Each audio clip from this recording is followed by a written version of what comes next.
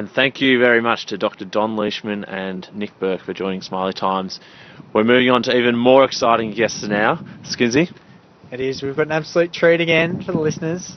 This man has successfully steered his ship through to the big time grand final next weekend. Who is it, Pogsy?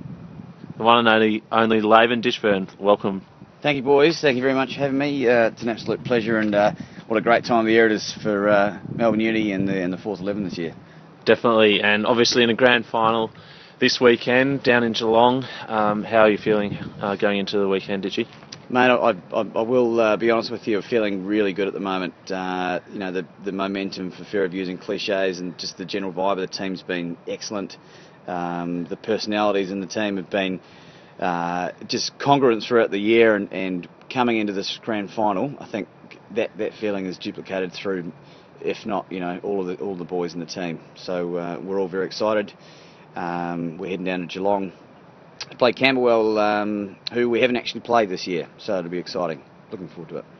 And taking a moment to look back and reflect on everything that's gone on this year, can you elaborate on a few highlights from the year, mate? Yeah, look, absolutely. I think no one can deny the form that Ahilan Suvakumaran has come into of late. He copped one in the face that fractured an eye socket early in the year, fielding it slip. Missed most of the first part of the season as a result. Came back and has scored 177, 150 not out, and 140 odd not out. So you managed to squeeze him in for the grand final team? We did, yeah. Due to the fact that he had been knocked out most of the season, he qualified quite comfortably for the fourth 11. So we're blessed to have a guy that's been playing as high as the twos in games gone by. Look, we're not pinning all our hopes on one bloke. We've had some outstanding efforts from with the bat in terms of people like William Tonkin, who made 140 in the quarter final against Geelong. Scored 130 odd, I think, in the fifth 11 coming into the game before he got promoted into the fours. And even guys like Lee Weeks are averaging about 50 runs throughout the season, who have been contributing, all through the year. Laben Ditchburn, another great example of a guy who's, effectively a leg spin bowler in the team, but I think at one stage was averaging about 85 in the fifth and fourth 11s. So great to see that we do bat so deep. We bowl so deep. We've got people like Saeed Hesham, who's just off a six for in the semi-final, who at the start of the year opened the bowling, had a few side strain issues. Worked on that. He's come good and he's peaking at the perfect time for a fourth 11 grand final. So we're very excited.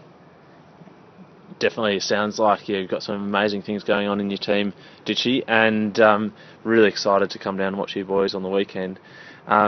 Just wanted to ask you about the fourths. You guys have got some amazing feel in your team. And I think it really stems from the leadership, being a sort of an icon from the club, at the club, Ditchy, renowned for having a good joke and a good dross.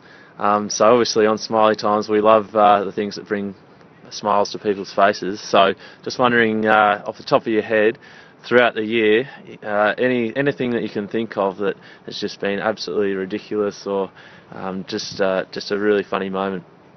Geez, mate, you really put me on the spot. I've got a real poor memory for when it comes to remembering specific events that have really made me chuckle throughout the year. I think we've had a lot of laughs in the fours.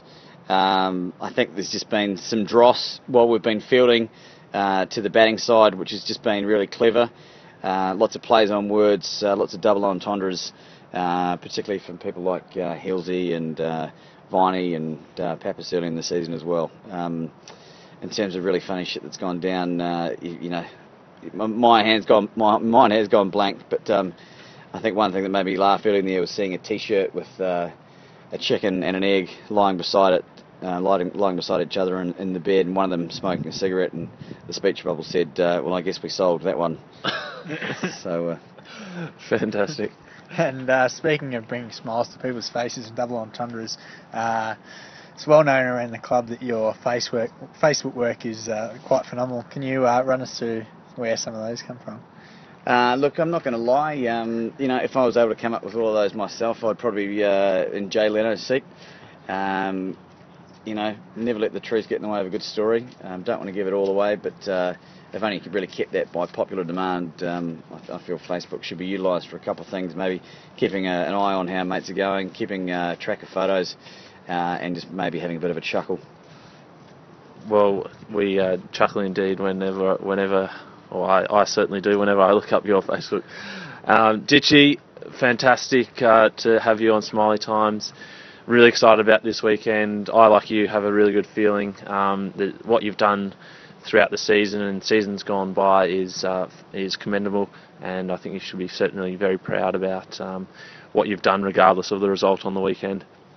It's been an absolute pleasure talking to you, Ditchy. All the best for the weekend, Thank mate. you, boys. Thanks very much. And let's hope Sunday we're smiling a lot over a big grand final victory. What do you reckon? Yeah, fingers crossed, and look, just massive thanks to you know, the boys that have come in and support us at the back end of the season when they're all done and dusted. I know how hard it is when you've got no more cricket. To the selection committee as well, who have backed me throughout the whole season.